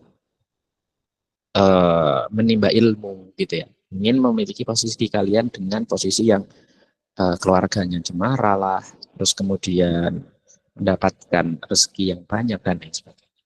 Kenapa kita harus mensyukuri hal-hal tersebut juga gitu. Maka iman yang naik dan juga turun ini itu adalah hal-hal yang wajar. Bagaimana cara kita untuk mengistiqomahkannya? Maka di dalam Al-Quran juga disebutkan bahwa ketika kita ingin untuk iman ini tetap terus-menerus berada di dalam hati kita, gitu ya, maka harus dengan zikir kepada Allah. Artinya apa? Artinya apapun yang nanti kita lakukan, ya, kita sumbernya tadi husnudun kepada Allah, bahwa mindset kita juga harus perlu untuk diatur kembali. Sebenarnya banyak sekali hal-hal yang membuat iman itu kita turun, tetapi ternyata gara-gara mindset kita tadi aja, gitu ya. Dikiranya kalau makan saja itu ya sudah seperti hal yang biasanya. Padahal kita bisa ngambil bonus dan juga kita bisa memanfaatkan perkara-perkara yang seperti seakan-akan itu dunia, kita bisa manfaatkan untuk bernilai akhirat. Sehingga hal-hal tersebut yang kemudian nanti bisa menaikkan iman kita atau membiarkan iman kita itu stabil. Jangan kemudian mentang-mentang kemudian ada musibah terus kemudian itu malah menjauhkan kita. Justru musibah itu kita harus mindsetnya kembali lagi kita atur bahwa musibah itu adalah takdir ya dari Tuhan yang barangkali itu adalah ada kemungkinannya untuk menggugurkan dosa atau untuk melebur dosa-dosa kita gitu ya, atau menaikkan derajat kita tadi gitu. Mending ya, musibahnya ada di dunia, artinya kayak misal cobaannya ada di dunia, daripada nanti siksaan tersebut ada di akhirat, ya enggak? Mending ya udah kalau memang iya gitu ya, dan tapi memang kalau lebih bagusnya lagi ya pengennya orang itu ya doa, yaitu adalah di dunia hasanah fil akhirah hasanah, ya di dunia bagus di akhiratnya bagus. Tapi yang menjadi inti ya kita itu nanti untuk kita di akhirat itu yang menjadi tolak ukurnya. Mungkin seperti itu. Oke, alhamdulillah, masya Allah. Kak Angga Yundarda sudah dijawab ya oleh Ustadz untuk pertanyaannya terkait naik turunnya keimanan. Ada lagi nih Ustadz dari Kak D23 Puitis. Katanya, Assalamualaikum, izin bertanya. Saya sering mengalami gangguan mental, tapi bukan gila. Iya, nggak apa-apa. Tapi saya sering mengalami depresi. Bagaimana agar kita terjauh dari depresi dan overthinking? Mungkin boleh langsung dijawab, Ustadz. Dipersilakan. Jadi ini juga pertanyaan yang bagus. Jadi banyak sekali depresi ya. Kalau apalagi di zaman sekarang. Sebenarnya untuk depresi sendiri itu terkadang karena overthinking kita yang terlalu berlebih. Artinya apa? Artinya coba seperti halnya tadi masalah kebahagiaan aja. Kita kadang itu mengkelas-kelaskan atau menstandarkan adanya kebahagiaan itu harus mempunyai mobil mewah, harus mempunyai rumah yang bagus, terus kemudian harus makan di restoran ini dan lain sebagainya. Padahal banyak sekali dari orang-orang yang kemudian standar kebahagiaannya itu cukup apa ya, cukup simpel gitu ya. Bisa makan di hari itu adalah unsur yang bahagia gitu ya. Dan kadang hal tersebut yang kurang kita syukuri itu tadi. Maka salah satu yang membuat kadang kita itu terlalu overthinking, terlalu stres itu ya karena lagi-lagi adalah standar dan juga batasan gitu ya kebahagiaan tersebut yang kiranya mindsetnya itu perlu diperbarui. Kayak contohnya seperti tadi, yang orang yang hanya dengan minum teh saja gitu ya, itu sudah menjadi kebahagiaan dia. Hanya saja dengan pergi ke masjid saja itu menjadi kebahagiaan dia. Gitu. Itu kan sama sebenarnya nanti. Orang misal seperti kita bahagia ketika makan telur. Orang yang nanti di sana bahagia ketika makan daging wagyu. Sebenarnya kan bahagianya sama gitu ya. Bahagianya sama. Gitu. Terus kemudian tapi terkadang dari beberapa orang itu yang tadi standarkan kebahagiaan itu kepada hal-hal yang tinggi. Coba kita ambil kebahagiaan yang ada di sisi kita atau kita melihat secara realitanya saja lah, gitu ya. Bahwa kebahagiaan tersebut itu kita bisa lihat di lingkungan milik kita, gitu ya. Dan juga barangkali, gitu ya, adanya depresi tersebut, adanya stres dan lain sebagainya tersebut lagi-lagi karena mungkin kurangnya satu yang pertama tadi adalah kurang dekatnya kita dengan Tuhan. Ya. Dengan cara apa dekatnya kita dengan Tuhan tadi? Gitu ya. Yang tadi ketika kita mendapatkan sebuah masalah pasti Allah itu kasihkan jalan kepada kita. Yukallifullahu nafsan illa usaha. Memang ngomong ini mudah ya, tapi katanya tadi mempraktekannya adalah sulit. Iya. Tapi sulit-sulitnya hal tersebut pasti Allah kasih jalan.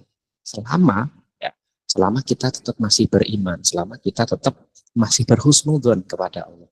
Husnudzon prasangka baiknya dengan apa? Prasangka baiknya dengan pasti hal tersebut nanti akan berlalu. Tapi makanya saya mempunyai moto tadi ya. Semua pasti berlalu itu adalah sebuah kalam hikmah bahwa kita jangan sampai ketika nanti kita terlalu atau mendapatkan sebuah kebahagiaan terus kemudian kita terlalu mendewakan kebahagiaan tersebut gitu ya, atau mendewakan kenikmatan yang ada.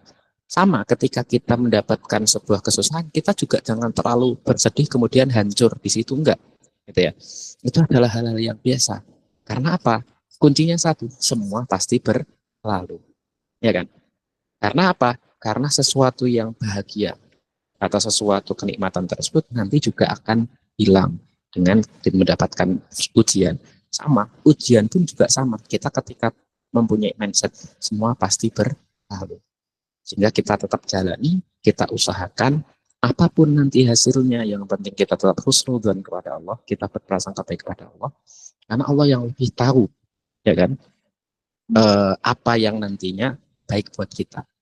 Kadang yang kita barang tentu tadi pikirkan ini kayaknya enggak baik deh.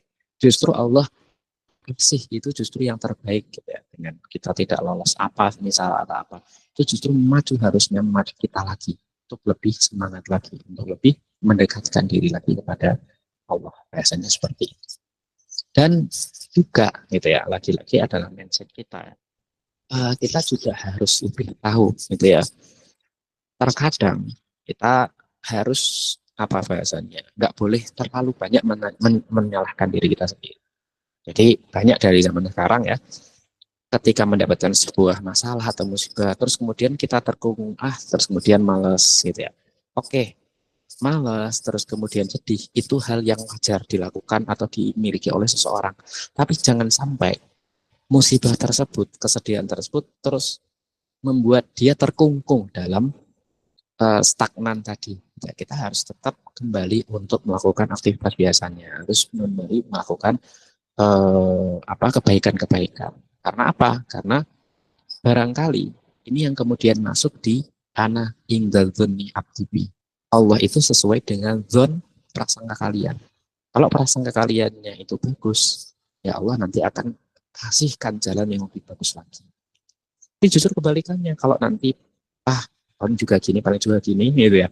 Itu kadang ya apa yang sesuai dengan zon atau pasangan kalian. Maka lagi-lagi prasangka kita itu yang nanti harus bagus. Banyak sekali loh. Bukan hanya prasangka kita kepada Allah, prasangka kita kepada makhluk pun juga sama. Karena kalau prasangka kita kepada makhluk itu bagus, ya otomatis ya makhluk itu ciptaan Allah juga. Kita juga akan berbuat baik, berprasangka baik juga pada Allah juga. Mungkin kurang lebihnya itu sih. Masya Allah, luar biasa banget ya. Gimana Kak? Udah terjawab untuk pertanyaannya terkait tingkat depresi Kakak, overthinking. Biasanya emang Gen Z kayak gitu sih Kak ya. Termasuk mungkin ya kita di sini sama-sama mengalami ya hal seperti itu. Alhamdulillah dapat jawaban dari Ustadz. Oke, baik. Ada yang dari tadi nih Kak. Oh sudah, kata Kak D 23 puitis sudah terjawab. Alhamdulillah, Masya Allah. Alhamdulillah. Baik, ada juga nih dari Kak Franco Reyes. Mungkin ada yang mau disampaikan Kak Franco Reyes, boleh on mic dan on cam. Assalamualaikum Kak. Halo, apa suara saya terdengar? Franco Reyes.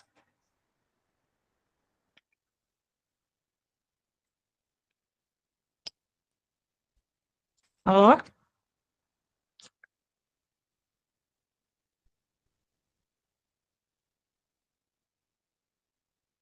halo, halo, halo. Apa masih ini ya Kak? Franco Reyes, Kak Franco Reyes.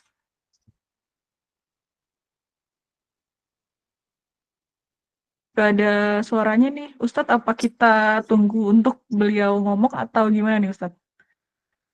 Oh, apa nih? Di work, just my asking, I want proof.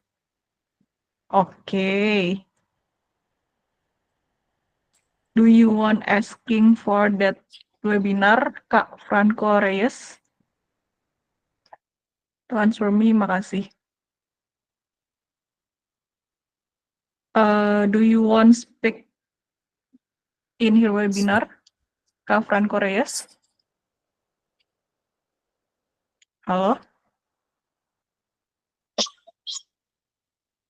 Oh, oke. Oh, di lewat chat aja berarti ya. Oke, baik. Kata beliau, mengapa Tuhan di bulan Muharram untuk memegang banyak setan dan di bumi manusia dengan tindakannya adalah iblis? Apa interpretasi dari ini? Wah, pertanyaannya luar biasa banget nih, Ustadz. Saya agak-agak ini juga nih, katanya mengapa Tuhan di bulan Muharram untuk memegang banyak setan dan di bumi manusia dengan tindakannya adalah iblis. Oh, apa interpretasi dari ini? Nah, mungkin boleh dijawab Ustadz. Jadi interpretasi dari si mengapa Tuhan itu di bulan Muharram memegang banyak setan dan di bumi manusia dengan tindakannya adalah iblis. Mungkin maksudnya tindakan di bumi itu di bulan Muharram banyak mengenai kayak tindakan setan gitu ya, Kak Fraya, Kak, Kak siapa? Kak Franco Reyes. Apa interpretasinya gitu mungkin Ustaz? Boleh langsung dijawab Ustaz? Atau mungkin pertanyaannya boleh iya. dijelasin lagi Kak Jelas, Franco iya. Reyes ya, karena agak ini sih, agak ambigu gitu. Takut salah mempresentasikannya gitu. Tuh, kata Kak 23 petis aja susah dipahami. Mungkin Ya, Kakak sebenarnya jangan soalnya nanti kan ma'rifatus soal nisul jawab ya. Jadi kita mengetahui soalnya udah bisa mengetahui setengah jawabannya sebenarnya. Kalau pertanyaannya masih ada mana-mana yang lain. Betul. Mungkin Kak Franco Reyes boleh di apa? Pertanyaannya mungkin dari interpretasi apa nih Kak Franco?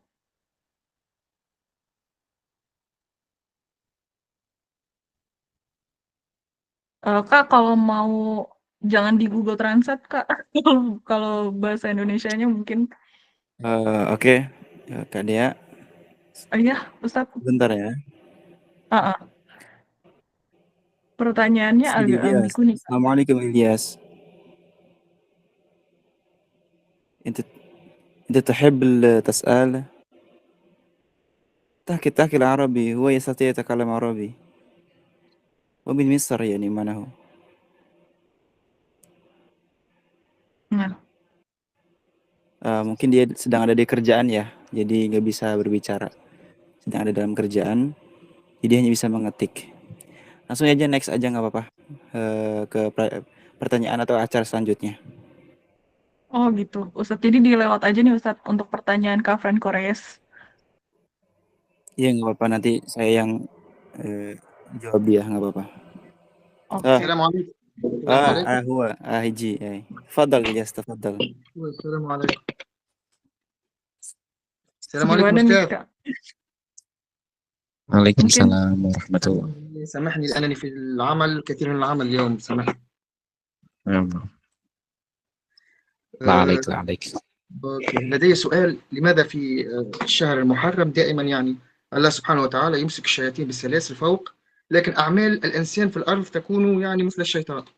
يعني ماذا تفسير هذا يعني هذا الفينومين، يعني الغش والسرقة والكلام السيء والأعمال السيئة ما بالك بالشياطين يعني. حضرتك فاهم كلام إندونيسي؟ شوي شوي. لكن أفهم والله أفهم. أنا لا عليك. سأجيب باللغة الإندونيسية، ما فيش مشكلة. أوكي. ما فيش حتى مشكلة. شكرا لك أنت للإجابة فقط. شكرا لك جدا. مكاسي. Benar. Oke.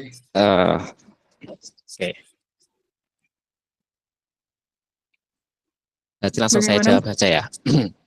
Oke, langsung saya jawab saja ya. Bahasa Indonesianya ada di bawah ini. Boleh Ustadz, silakan. Oke. Jadi mungkin nanti di akhir ya akan beberapa saya simpulkan tapi dengan sedikit bahasa Arab. Mungkin di awal saya jawab aja dengan bahasa Indonesia ya. Jadi untuk interpretasinya, untuk tafsirannya dari ada satu asar atau nanti satu keterangan yang menerangkan bahwasannya sebenarnya untuk setan-setan tersebut itu sudah dibelenggu oleh Allah di bulan Muharram. Tetapi kenapa kok ternyata di bawah, di dunia atau di bumi ini kok manusia tetap melakukan berbagai macam pembunuhan atau nantinya kemaksiatan dan lain sebagainya gitu ya, padahal nggak ada setan gitu ya. Maka sebenarnya untuk penafsiran ini, penjelasannya ulama ada berbagai macam hal, artinya ada berbagai macam penafsiran atau interpretasi. Beberapa di antaranya adalah seperti halnya ya di bulan-bulan suci Ramadan, kamakan fi Ramadan, bahwa di situ makna dari setan itu dibelenggu atau setan itu dimasukkan dalam penjara, maksudnya adalah memang hakiki, ada makna hakikoh, ada makna yang nyatanya atau hakikinya, ada yang maknanya kiasan gitu ya. Makna yang hakikinya bahwa memang benar setan ini dibelenggu. Makna yang pertama itu, sehingga kenapa kok masih ada perlakuan-perlakuan buruk atau maksiat? Karena manusia melakukan keburukan itu bukan hanya berdasarkan dari godaan setan, tapi juga ada namanya an-nafsu atau hawa nafsu.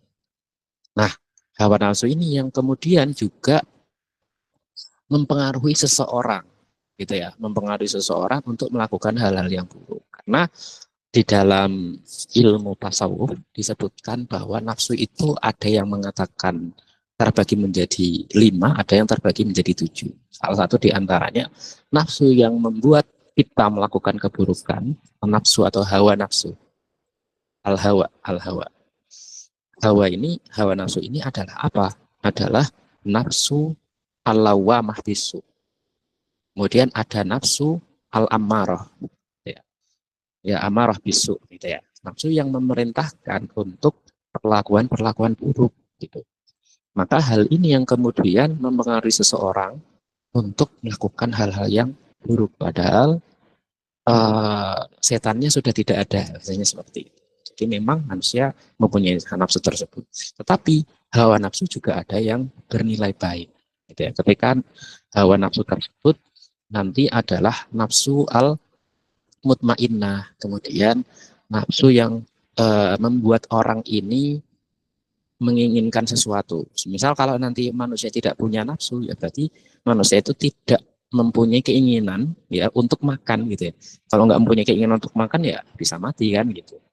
Nah, sehingga ada dari para ulama yang kemudian nafsu itu tidak dihilangkan atau tidak dimatikan, tetapi dikontrol bagaimana.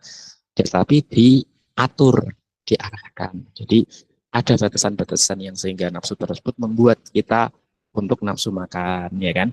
Untuk nantinya nafsu atau keinginan berlomba-lomba dengan orang lain agar dia itu menjadi juara satu. Itu kan hal-hal yang kemudian sebenarnya masuknya kepada hawa nafsu.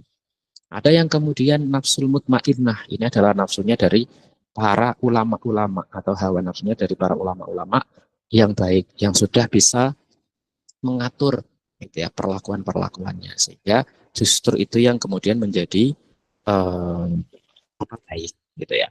Terus tafsiran yang kedua bahwasannya sebenarnya itu makna dari makna kiasan, bukan makna hakikinya bahwasannya setan itu dibelenggu atau dimasukkan ke dalam penjara, bukan. Tetapi makna kiasan bahwa gitu ya, bulan Muharram atau bulan suci Ramadan sama semuanya itu adalah bulan yang dimana Allah sudah menetapkan, sudah memberikan kesunahan dan anjuran untuk beramal soleh gitu ya. Karena di bulan tersebut kalau kamu melakukan kebaikan maka akan dilipat gandakan yang banyak. Harusnya logikanya manusia akan banyak melakukan kebaikan-kebaikan gitu ya. Nah kalau nanti sudah ada banyak kebaikan, itu menjadi lingkungan yang orang itu banyak melakukan kebaikan. Kalau itu menjadi lingkungan, maka itu juga berimbas kepada orang banyak melakukan kebaikan. Gitu. Sehingga seakan-akan seperti halnya setan itu sudah tidak ada, gitu ya. Dan lain sebagainya itu ada dua tafsiran. Kemudian ada tafsiran yang lain. Itu sebenarnya bukan merupakan pemberitahuan, tapi itu sebenarnya adalah sebuah perintah. Perintahnya apa? Perintahnya kita disuruh untuk melawan dari godaan-godaan syaitan dan sebagainya. Nah itu adalah beberapa penafsiran ya yang nanti diutarakan oleh para ulama. Itu ya. Wa sautarjim ila lughah al-arabiyah bi anna at-tafsir min iglalul asyaitan, iglalul syayatin fi syahri Ramadan atau fi syahri Muharram yakunu bitafasir katsirah. Al-awwal maknahu anna makna asyaitan fil haqiqi huwa maglulun wa huwa mahbusun walakinnal sabab awil asar awil amil alladhi yusabbibu al insan wa yu'thiru ila a'malil maksiyah ila a'malil khatir ila al-qatl wa ila sariqah wa ila al-maksiyat wa ghairi dalik wa an-nafsu al-ammarah bisu ma'anna an-nafs al-hawa an-nafs yang qasimu al-ulama ila aqsamin minha an-nafsu al-ammarah bisu wa minha an-nafsu lawamah wa minha an-nafsu al-mutmainnah wa ghairi dzalik. Wa at-tafsir ats-tsani wa huwa bimakna al-majazi. Maknahu anna syaitan lam yughlaq fil haqiqi walakinna hadhi syahr istahab Allah Ta'ala li ibadihi liyakuna hadha syahr bi'atuhu ay al-bi'ah wa huwa bi'ah al-a'mal as-salihah wa al-bi'ah yakunu mamlu'ah bil ibadah wa mamlu'ah bil ujrah atau bil ajr al-kamilah yakunu bis siyam wa bi as-salat wa ghairi dzalik wa yakunu hina al-bi'ah min bi'ah al-hasanah fakadzalika al-insan fakadzalika katsiru minal insan yu'thiru wa yusabbibu lil insan al-akhar liyakuna amaluhu shalihah faka'annahu ghairu mawjud faka'annahu ghairu ma yakunu ta'sir minasyaitan. Wa fiha tafasir katsirah minha wa hadhihi laisa minal ikhbar walakin minal amr liyakuna nahnu nukhalif al amr minasyaitan wa nukhalif makana minha wa nuti'u wa ta'ah illahi ta'ala fil amri bil ma'ruf wa nahyi anil munkar. Mungkin gitu ya jawabannya.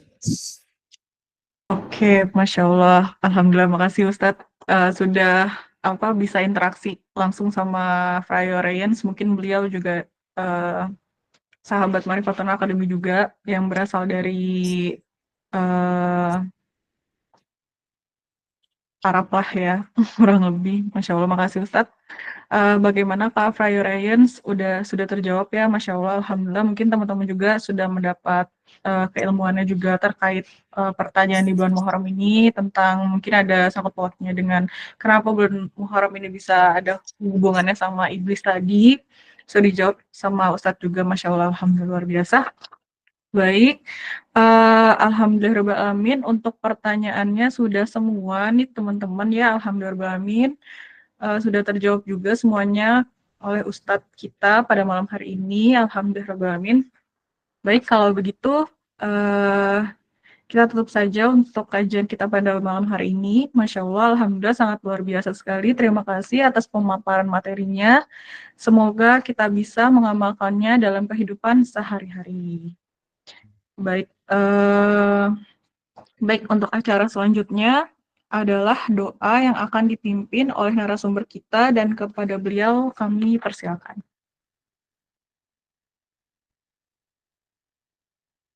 Iya, doa. Kita doa bareng aja ya. Ya, Ustadz boleh. Oke, sebelum kita berdoa, kita mari beristighfar.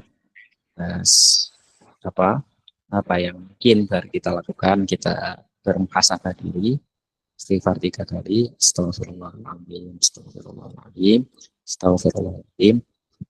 Alhamdulillahirabbil alamin, hamdan nafi'an wa mazidah rabbana lakal hamdu kama yanbaghi li jalali wajhika wa li 'azimi sultanik, lakal hamdu wa lakas sana'u ala nafsi sana'an 'alaika anta kama nasmika ala nafsik, lakal hamdu wa lakal ridha wa abadan.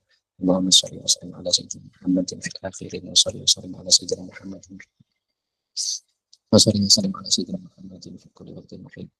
Allahumma salatan kamilatan wa sallim wa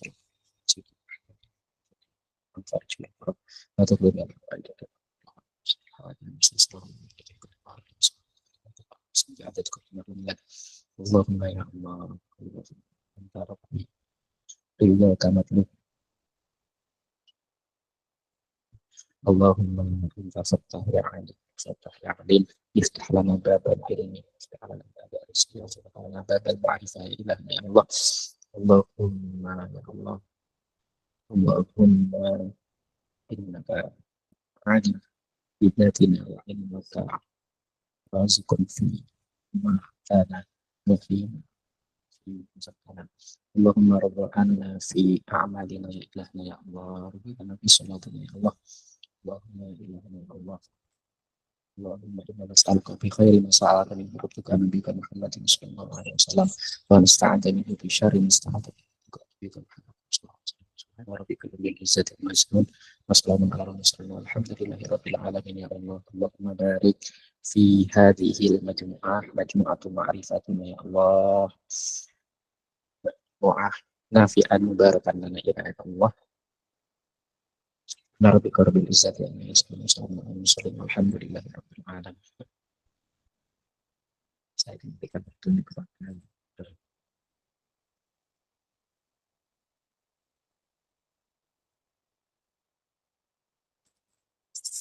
masih di mute. Oh ya, terima kasih Ustadz. Alhamdulillah, makasih Ustadz dikasih tahu. Amin ya rabbal alamin. Alhamdulillah alamin. Dengan pembacaan doa tersebut berakhir juga acara kita pada hari ini, baik yang terakhir adalah penutupan sebagai wujud rasa syukur kita atas kehadirat Allah Subhanahu wa taala. Dengan harapan semoga acara pada hari ini bermanfaat bagi kita semua. Marilah kita bersama-sama mengucapkan alhamdulillah, alhamdulillahirabbil alamin. Usai sudah acara kita pada hari ini, saya selaku moderator mohon maaf atas segala kekurangan dan terima kasih atas segala perhatian. Sampai jumpa kembali di kajian kita di Marifatun Academy selanjutnya dengan dan sebelum pemateri kita keluar pada room Google Meet, harap teman-teman yang lain jangan ada yang keluar terlebih dahulu ya. Untuk penutupannya mohon maaf dan terima kasih. Wassalamualaikum warahmatullahi wabarakatuh. Ya. Izin keluar ya. Iya, terima kasih banyak Ustadz. Syukron. Ya, Terima kasih sama-sama. Terima Ustadz. kasih juga. Jazakumullah khair. Amin. Terima kasih.